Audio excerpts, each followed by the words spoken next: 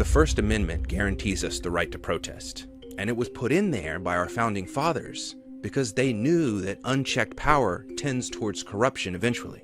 Protest isn't a rebellion, it's supposed to be accountability for the powerful. It's how we make change without having to resort to violence. But today, certain factions, certain news organizations are starting to call all protesters criminals, traitors, and rioters.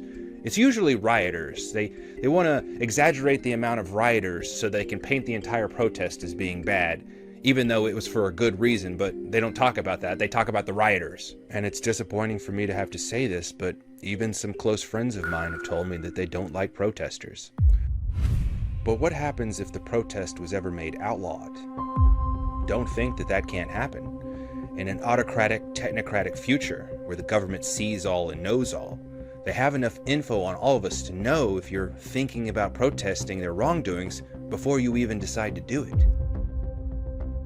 And what happens when these things get you flagged in their database? That being possible is no longer in the realm of science fiction. That's possible now.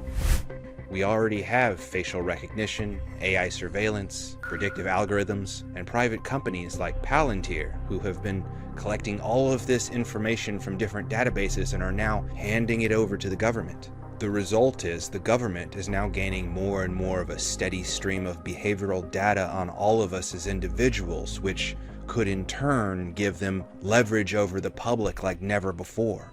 And in the wrong hands of an overreaching system, they could use this information to label all dissenters as enemies of the state.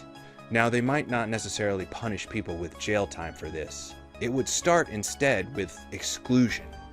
Imagine that because you're in their database, you start losing jobs, or you're blocked from housing or travel accommodations. In this type of scenario, it starts with a sort of soft totalitarianism enforced by fear.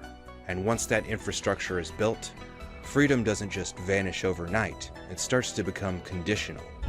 You're one of the cops who locked up all my friends, burned my songs. People like you took this country and turned it into a jail. Let me paint